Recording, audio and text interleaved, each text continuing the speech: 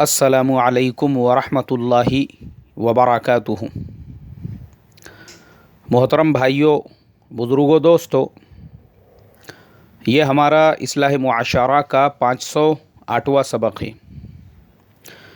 मोहतरम बुज़ुर्गों, अभी सुबह सुबह फजर के बाद में मैं एक उर्दू न्यूज़पेपर के अंदर चाइना की ख़बर पढ़ रहा था। किसी साहब ने एक मज़मून लिखा है, बोले चाइना में मुसलमानों पे ऐसा जुल्म हो रहा है, वैसा जुल्म हो रहा है, और चाइना में मुसलमानों को नमाज़ पढ़ने से रोका जा रहा है, और चाइना में मुसलमानों को कुरान पाक की तिलावत से रोका जा रहा है, और चाइना में यूँ हो रहा है। मतलब एक आदमी अगर वो ख़बर को पढ़े तो फ़ौरन उसने अंधा बहरा बनकर आमन्ना व सद्दक़ना उसके ऊपर कह देना चाहिए। अब मैंने भी वो ख़बर पढ़ा, लेकिन ख़बर पढ़ने के बाद में मैंने वहाँ का जो प्रेसिडेंट है शी जिनपिंग, उसको गालियाँ देना नहीं शुरू किया कि ये साले हमेशा मुसलमानों पे जुल्म सितम करते हैं, अभी भी ये मुसलमानों पे जुल्म सितम कर रहे हैं, ऐसा कर रहे हैं, वैसा कर रहे हैं, क्योंकि मेरा मिजाज नहीं है। अब हमारा मिजाज कैसा बना हुआ है, एक आधे उर्दू न्यूज़पेपर में अगर ऐसी ख़बरें आ जावे मुसलमानों के जुल्म सितम की, या कोई मजमून लिख दे, या कोई ऑडियो हमको भेज दे, या कोई एक आधा वीडियो बनाकर मन घड़त, चाहे वो हॉलीवुड की मूवीज़ में से टुकड़े टुकड़े करके लेकर क्यों ना बनाया गया हो और उसको मुसलमानों के जुल्म सितम के नाम से चलाया गया हो, हमारा मिजाज तो यही बना हुआ है। बग़ैर तहक़ीक़ के हम लोग सुम्मा व उमियाना बनकर उसको आमन्ना व सद्दक़ना कह देते हैं, अंधे बहरे बनकर कि हाँ ऐसा ही हो रहा होगा। लेकिन मैंने वैसा नहीं किया, मैं आपको वो बताना चाह रहा हूँ। अच्छा, मैंने क्यों नहीं किया ऐसा? मैंने इसलिए नहीं किया क्योंकि चाइना के ऊपर अल्लाह के फजलो करम से मेरी एकदम डीप स्टडी है। और मैं ख़ुद मैं साउथ कोरिया से जब आ रहा था तो मैं हांगकांग के अंदर तकरीबन 6 घंटे रुका था, और हांगकांग चाइना का ही हिस्सा है। और हांगकांग के अंदर बाज़ाब्ता मैंने ज़ोहर की नमाज़ अदा की, वो भी एयरपोर्ट पर पूरे अवाम के सामने अपना रुमाल बिछा कर, एकदम इत्मीनान से, सुकून से, क्योंकि वहाँ मुझे मस्जिद मिली नहीं, एयरपोर्ट बहुत बड़ा है, और जिस गेट से हम लोगों को फ़्लाइट में दाखिल होना था मैं वहीं पे बैठा हुआ था। हमारी फ़्लाइट डिले होती जा रही थी। अब मुझे लगा कि कभी भी ये लोग ऐलान कर सकते हैं कि अभी तुम लोगों को बैठना है, तो इसलिए मैंने कहा अपनी जगह छोड़कर जाने से बेहतर है यहीं पे नमाज़ पढ़ो। वहाँ पूरे लोग बैठे हुए हैं। हमारी जो फ़्लाइट थी बोइंग 777 के तकरीबन 650 से ज़्यादा पैसेंजर्स, और उसके अलावा वहाँ के भी लोग। अरे भाई, हमको करना क्या है?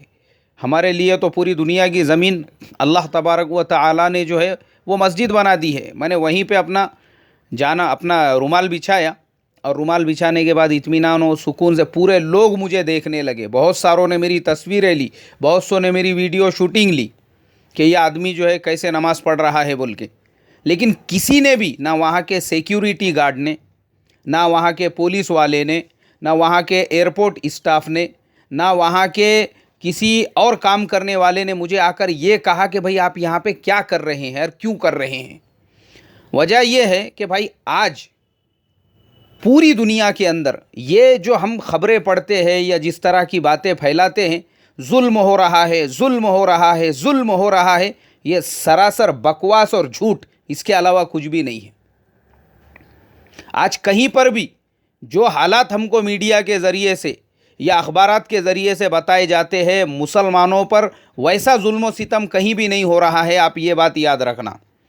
बर्मा के ताल्लुक़ से भी मैंने पिछले दिनों बताया था कि जब मेरी वहाँ के प्रॉपर जो बड़े बड़े बुद्धिस्ट लीडर हैं, मैंने उनके साथ में जब बातचीत किया इस मसले पर, उनके साथ बैठकर मैंने जब डिस्कशन किया, वो लोगों ने कहा, बोले भाई हम लोग बहुत दूर है उन लोगों से। वो एक बांग्लादेश के करीब में एक सूबा है, एक स्टेट है अराकान। वहाँ के लोग डर डर के, अगर वो खुद कुछ लोग वहाँ के जो है वो आर्मी के साथ में जंग कर रहे हैं, लड़ रहे हैं, आर्मी में उनमें जंग हो रही है, वो डर की वजह से दूसरे जो गांव के लोग बस्तियां छोड़ के जा रहे, उसमें हमारा क्या कसूर है? ये सब झूठ है जो बताया जा रहा है कि बुद्धिस्ट लीडर बच्चों को ज़ुबाह कर रहे हैं या उनकी बस्तियां जला, ये सरासर गलत बातें हैं बोले। मैंने शायद आप लोगों के साथ में वो तस्वीरें भी शेयर किया जो मैंने वहाँ के बड़े बड़े बुद्धिस्ट लीडरों के साथ में बैठकर उनसे बातचीत की, उनको अपना कार्ड दिया था। कुछ लोगों ने, चूँकि वहाँ पे जगह जगह पे कैमरामैन थे, वो हर जगह की तस्वीरें ले रहे थे। उनसे भी मैंने बात की। तो क्या होता क्या है, बग़ैर तहक़ीक़ के अंधे बहरे बनकर, अब ये अखबारात भी जो होते हैं ना, इनका मकसद ही होता है लोगों को उलझा के रखो। वो अगर तुमको अच्छी खबरें बताएंगे, तुमको अगर सही बातें बताएंगे, उनको मालूम है फिर अपना अखबार कौन ख़रीदेगा। मुसलमानों को निगेटिव खबरें बताओ तो लोगों को लगेगा अरे बोले ये पेपर क्यों लिया, ये नहीं लेने का, वो दूसरा न्यूज़पेपर ले, उसके अंदर बहुत अच्छी खबरें हैं। देखो वो मुसलमानों पे चाइना में जो जुल्म व सितम हो रहा ना, वो फलाने न्यूज़पेपर में है, इसमें नहीं है। ये मिजाज बना हुआ है हमारा। इसके लिए मैं तो सबसे कहता हूँ खाली उर्दू न्यूज़पेपर मत पढ़ो। और मैं मराठी न्यूज़पेपर पढ़ता हूँ, इंग्लिश न्यूज़पेपर, सारे अखबारात हम लोग पढ़ते हैं। और उर्दू न्यूज़पेपर कभी कभी ऐसा कुछ किसी ने मुझे अगर रिकमेंड किया कि भाई फ़लाने न्यूज़पेपर में कोई मजमून है वो पढ़ो, तो हम पढ़ते। क्यों? वजह ये है उसकी, आप सब पढ़ेंगे, सब स्टडी करेंगे, तब आपको पता चलेगा कि भाई हकीकत क्या है और गलत क्या है। और मैं खाली औकात में अक्सर यूट्यूब के ऊपर जो है ना, मैं बहुत सारे ऐसे दुनिया में दूसरे मुल्कों में मुसलमानों का क्या हाल है, Muslims in China, Muslims in Japan, Muslims in फलाना फलाना, ऐसे मुल्कों के नाम डाल के उसमें देखते रहता हूँ कि भाई मुसलमानों की पूरे दुनिया में क्या हालात है, कैसे लोग जीते हैं, वहाँ के मुसलमानों का कैसा लाइफ स्टाइल है। मुझे लगता शायद एक हफ़्ता पहले की ही बात है, मैं चाइना के भी बारे में ऐसा देख रहा था, वहाँ मुसलमान कैसे जीते हैं, कैसे रहते हैं। तो एक वीडियो मुझे देखने के लिए मिला, मुझे बहुत ज़्यादा हैरत हुई। अभी जो चाइना के प्रेसिडेंट है शी जिनपिंग, वो मस्जिद की विज़िट के लिए आए हुए हैं। अच्छा, वो मस्जिद जो है ना ऐसी नहीं है जैसे हमारे हिंदुस्तान में भी लीडर लोग मस्जिदों की ज़ियारत के लिए या मस्जिद के विज़िट के लिए जाते हैं, लेकिन इनका मकसद अलग होता है और वो मकसद अलग था। हमारे यहाँ मस्जिदों में क्यों जाते हैं? तारीख़ी है बोलकर, ये फ़लाने बादशाह ने बना दिया था, वो फ़लाने बादशाह ने। हमारे यहाँ पे मस्जिदों की नक्काशी देखने के लिए, देखिए कैसा यहाँ पर जो है ईरानी तर्ज का डिज़ाइन बना हुआ है, और ये अरब तर्ज का डिज़ाइन बना हुआ है, और ये फ़लाना डिज़ाइन बना हुआ है। हमारे यहाँ मस्जिदों को हिस्टोरिकल प्लेस के तौर पे देखने के लिए जाते हैं, उसको इबादत खाने के तौर पे नहीं देखने के लिए जाते हैं। इसीलिए ये लोग आज तक हिदायत के से महरूम हैं। मगर वो वीडियो में वैसा नहीं था। अच्छा, वो मस्जिद भी वैसी नहीं थी। वो मस्जिद एकदम आम मस्जिद, देहातों के अंदर जैसे हमारे यहाँ उमूमन मस्जिदें होती है ना, जिसमें बड़े बड़े मनारे होते हैं, ना जिसमें गुंबद होता है। सादा सिंपल गांव के लोग जो है एक हॉल के टाइप में बनाकर उसी को मस्जिद का नाम देकर उसी में इबादत शुरू करते हैं। सेम उसी टाइप की एक मस्जिद एक पहाड़ी गाँव के अंदर बनी हुई। और चाइनीज़ जो प्रेसिडेंट है शी जिनपिंग, माशाअल्लाह, वो उस मस्जिद की विज़िट के लिए, गांव की विज़िट के लिए गए हुए हैं। अब देखो उन लोगों की सादगी, एक्चुअली होता कैसा, वो लोग प्रैक्टिकल लोग हैं। उनके नज़दीक ये दिखावा शोशा ये वो टाइप के लोग नहीं हैं। वो छोटे से गांव में जाकर पैदल वो जा रहे हैं मस्जिद के अंदर, फिर वो गए। वो पूरा वीडियो है, वो मस्जिद में गए, उन्होंने अपने चप्पल जूते बाहर निकाले। मस्जिद में जाने के बाद जो इमाम साहब, वो भी चाइनीज़ इमाम साहब, अब वो चाइनीज़ जो इमाम साहब थे वो उनको चाइनीज़ में बता रहे हैं कि मस्जिद में क्या होता है, मस्जिद में मुसलमान कैसे इबादत करते हैं। और वो शी जिनपिंग जो है वहाँ के प्रेसिडेंट, वो इमाम साहब से सवालात भी कर रहे हैं। अब वो मुझे नहीं मालूम है चाइनीज़ में उनका क्या चल रहा था, लेकिन आपस में उनकी चाइनीज़ में बातचीत हो रही है। और बहुत देर तक मुझे लगता तकरीबन वो 5 से 10 मिनट मस्जिद के अंदर रहे, उनको मस्जिद बताई, फिर कुरान पाक और किताबें और पता नहीं वो क्या क्या बता रहे थे, और उसके बाद फिर वो मस्जिद से बाहर निकले। हकीकत ये है, ये हकीकत वाली ख़बर है। और वो दूसरी जुल्म व सितम वाली ख़बर वो है जो आपको अखबारात में आज पढ़ने के लिए मिलेंगी। तो इसके लिए मैं यही दरख्वास्त करता हूँ कि भाई देखो, आज अल्लाह तबारक व तआला ने ये वसाइल दिए हैं हमारे लिए कि हम उन वसाइल का इस्तेमाल करते हुए हकीकत का पता करें। ये नहीं है अंधे बहरे बन गए, एक न्यूज़पेपर में लिख दिया उसने मुसलमानों पे ऐसा जुल्म हो रहा है, वैसा जुल्म हो रहा है। सरासर गलत बातें हैं। आज पूरी दुनिया में मैं वही बोल रहा हूँ, अल्लाह ने ऐसा अमन व अमान का माहौल बनाया हुआ है कि मुसलमानों को जो आज़ादी ख़ुद किसी ज़माने में मुसलमान बादशाहों के वक्त में नहीं थी, अल्लाह तबारक व तआला ने आज दूसरे कुफरिस्तान वाले मुल्कों में भी मुसलमानों को अता की है। अब वो साउथ कोरिया में भी मैंने देखा, पूरे मुल्क में एक ही मस्जिद बनी हुई है, ऑफिशियल मस्जिद। अब कोई अगर अपने यहाँ पे ये ख़बर चला दे कि इतना बड़ा मुल्क है, 5.5 करोड़ की आबादी है और ख़ाली 1 लाख वहाँ पे मुसलमान बसते हैं, उनके दरमियान में मुसलमानों पे जुल्म हो रहा है, तो हम तो अंधे बहरे बनकर यहाँ पे उसी पे यकीन करेंगे। लेकिन हम हकीकत वहाँ पे ये देख कर आए कि वहाँ की मस्जिद में रोज़ाना जो गैर मुस्लिम हैं, इस्लाम को समझने के लिए, ईमान को समझने के लिए कि मुसलमान होते कैसे हैं, मस्जिद में क्या होता है, कम से कम वहाँ के लोकल जो लोग हैं, जो स्टूडेंट्स हैं, वो बहुत बड़ी तादाद में मस्जिद की विज़िट करते हैं। इसीलिए जब मस्जिद में दाखिल होंगे उससे पहले ही उन लोगों ने एक हॉल बनाया हुआ है और वो हॉल के अंदर स्कार्फ रखे हुए हैं, वो हॉल के अंदर फुल कपड़े रखे हुए हैं, वो हॉल के अंदर जुब्बे रखे हुए हैं, मतलब सर वगैरह ढांकने के लिए। चूँकि वो पूरे यूरोप से भी आगे पहुँचे हुए ममालिक है, वहाँ पे पूरी उरियानियत है, वहाँ पे फुल कपड़े नहीं पहनते, वहाँ की मस्तूरात भी नहीं पहनती। तो वो जब मस्जिद की विज़िट के लिए आए तो गेट में दाखिल होते ही उनको पहले वहाँ पर माशाल्लाह उन्होंने ऐसा बंदोबस्त किया। ये सब चीज़ें आगे आएंगी सफ़रनामे में। मस्तूरात बैठी हुई है मुसलमान, वो उनको समझाती है, बताती है कि मस्जिद में आप घुटने खुले रख कर नहीं जा सकती, आपके पैर नीचे से खुले हुए हैं, आपने मिनी स्कर्ट पहना हुआ है इसलिए आप ये जुब्बा पहन लीजिए। उनको जुब्बा पहनाते हैं। आप ये खुला सर रख के मस्जिद नहीं देख सकती, ये पूरा इबादत का इलाका है, एरिया है, इसके लिए आप अपने सर को भी ढाँक दो। तो बाज़ाब्ता वहाँ पर लोग हैं इस तरह से मुतअय्यन किए हुए, जो आने वालों को पूरे सतर के साथ में सर वगैरह ढाँप कर फिर वो अपने साथ में ले जाकर दूर से ही, मस्तूरात को अंदर नहीं दाखिल होने देते। मस्जिद का जो इबादत खाना, जमात खाना है, वो खुला हुआ होता है।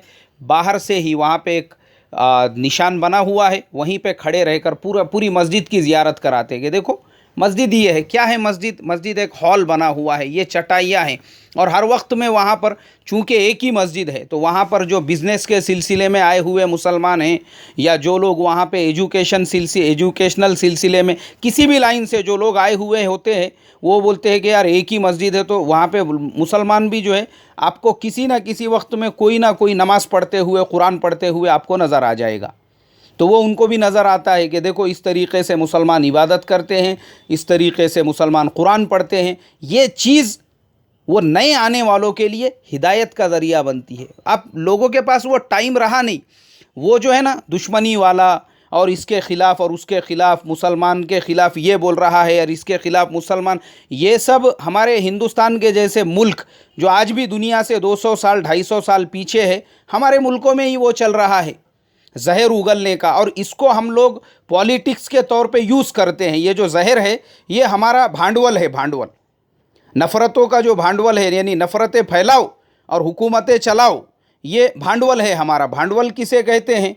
अब मुझे लगता है महाराष्ट्र के बाहर के जो लोग हैं उनको भांडवल नहीं समझ में आएगा, मैं उनको बताता हूँ।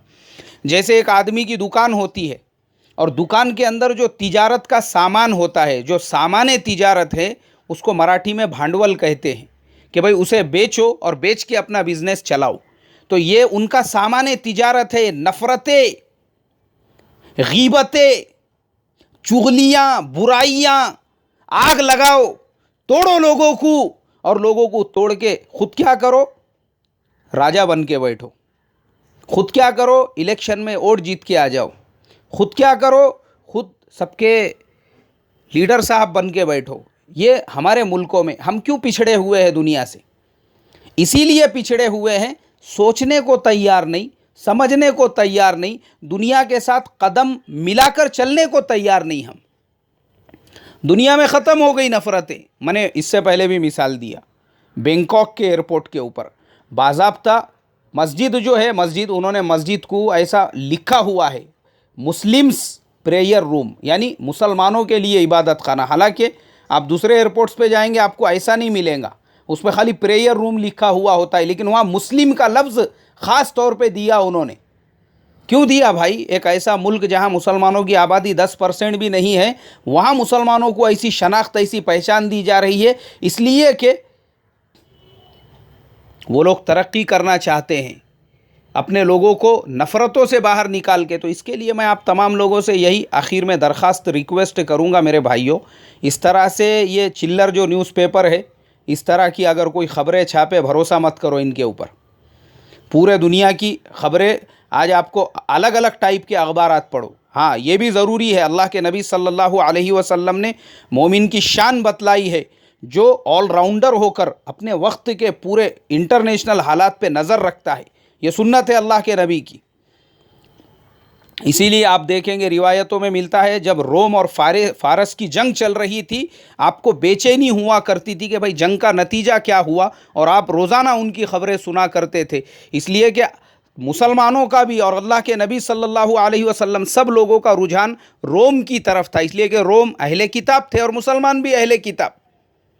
तो इसके लिए अल्लाह के नबी की सुन्नत है ये भी, और ये फरमाया मोमिन की शान होती है, हमारी भी शान होनी चाहिए। ये नहीं है कि चिल्लर न्यूज़पेपर पढ़ के हमने उस पर भरोसा किया। तमाम अखबारात पढ़ो, मराठी, इंग्लिश सब पढ़ो, और इससे दीन का मैं क्या फ़ायदा कर सकता हूँ ये नीयत रखो। अल्लाह अमल की तौफीक अता फरमाए। अस्सलामु अलैकुम व रहमतुल्लाहि व बरकातहू।